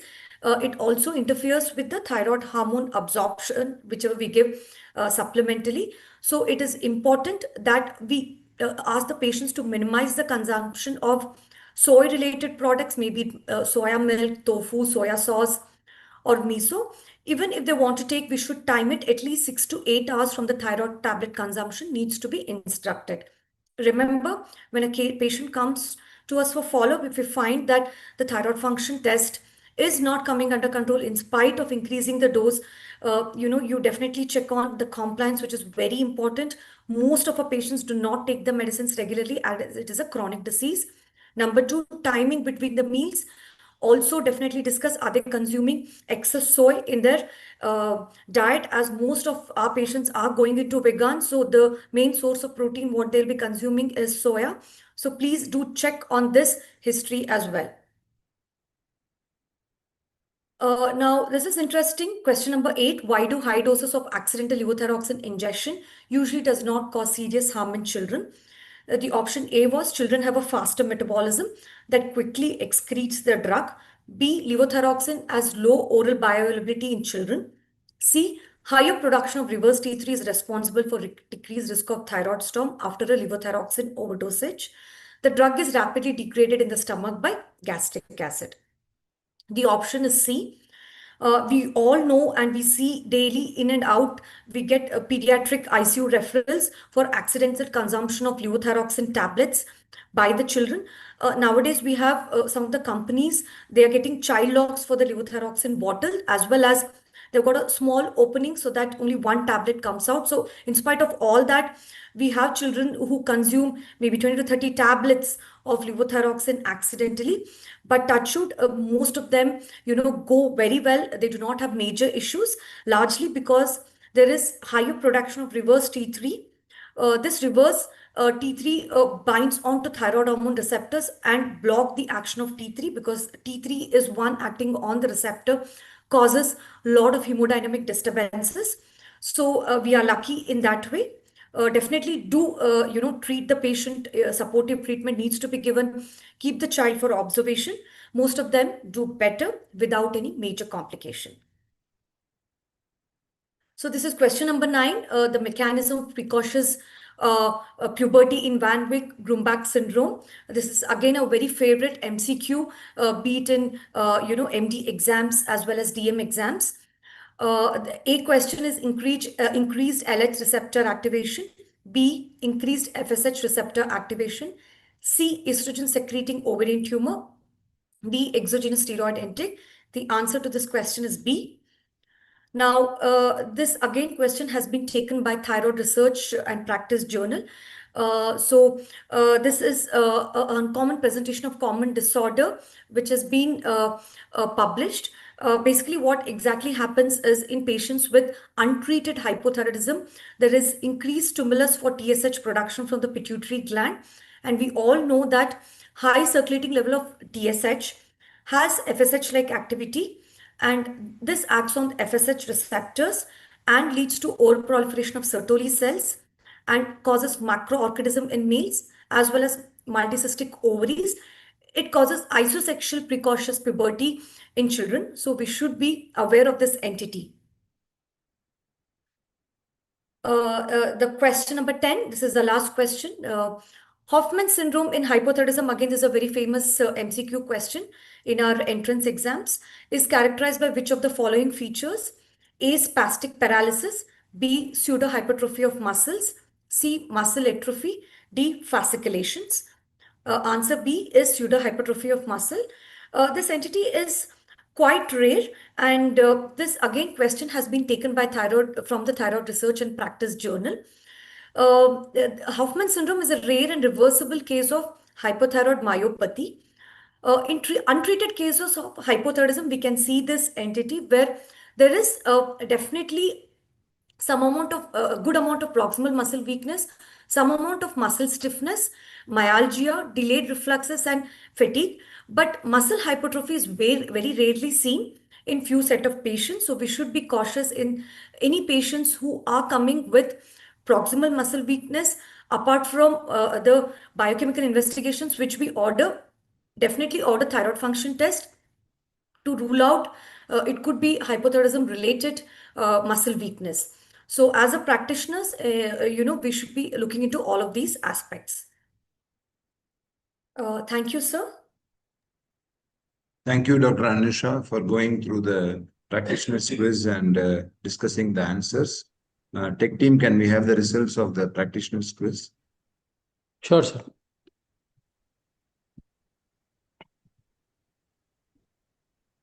So the winners of the quiz, first prize goes to Dr. Mohammad Gauss, second Dr. Sudha, and third is Dr. Umesh Kumar Shah.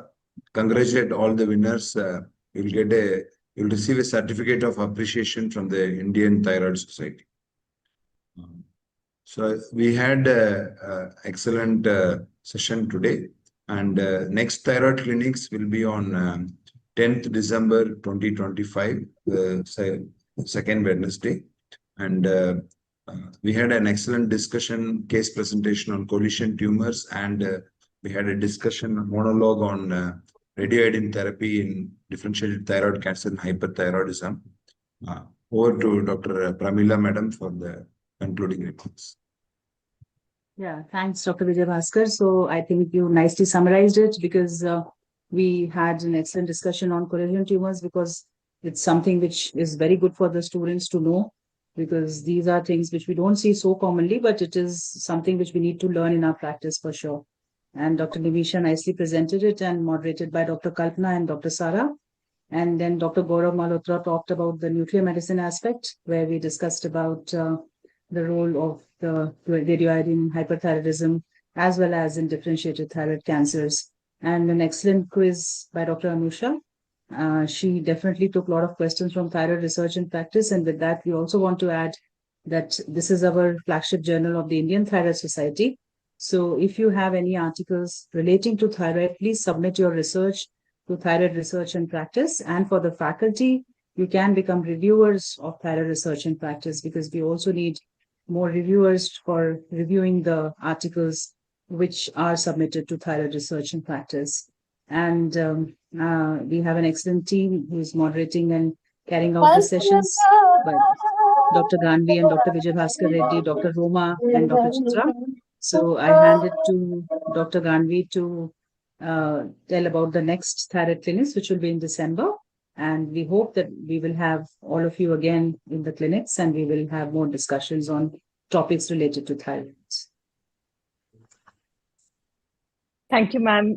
So before we conclude, we'd like to thank all the speakers, the moderators, and definitely the participants who made today's webinar very insightful and also interactive. So, so do visit us. If at all, if you want to access the previous videos, it can be accessed through the ITS website for all the recordings of the past sessions. And the next session of Thyroid Clinics is scheduled on December 10th. Thank you all for joining us today, and we would love to host you all for the next session on December 10th. Till then, good night, everyone. Thank you all. Yeah.